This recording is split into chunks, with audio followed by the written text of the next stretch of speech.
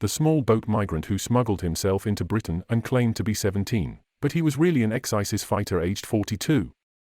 Iraqi, named as AJ, is a security threat due to previous active service with ISIS. Man, 42, thought to be oldest person to pretend to be an unaccompanied minor. He is staying in a 3-star hotel along with other adult migrants as he appeals a decision, at taxpayers' expense, to have him deported. Yesterday, a Home Office spokesman described his case as one of the most egregious examples of why this country must stop asylum seekers crossing from France. A former ISIS fighter smuggled himself into Britain on a small boat across the Channel, posing as a 17-year-old, despite being aged 42. The revelation comes as Rishi Sunak granted a concession to 60 Tory rebel MPs by amending the illegal migration bill, seen as vital to his Stop the Boats pledge to include compulsory age checks for those claiming they are children.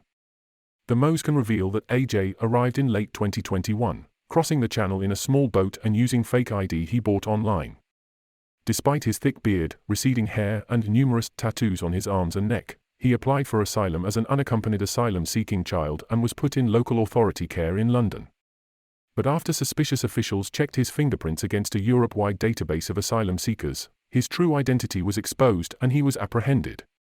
The Moes has learned that he was first encountered by US and UK security forces in Iraq in 2006 and recorded as a terrorist.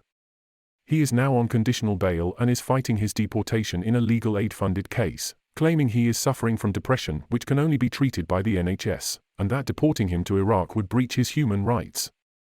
The Iraqi, named only as AJ, is a security threat because of his previous active service with the terror group ISIS in his own country.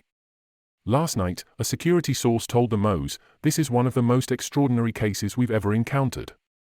It's common for adult migrants to claim they are children, but we think this is the oldest person to make that claim." The brazenness of his claims was mind-blowing. He initially said he had fled to Britain alone after his farmer parents abandoned him, but his story had holes in it. He was also very clearly not the age he claimed to be. Some of the tattoos on his arms had been there a long time and had started to fade. He also had a thick beard and lines on his forehead and around his eyes. When we checked him on the Eurodac system, his true identity popped up and his name was red-listed, meaning he is considered a potential threat to national security.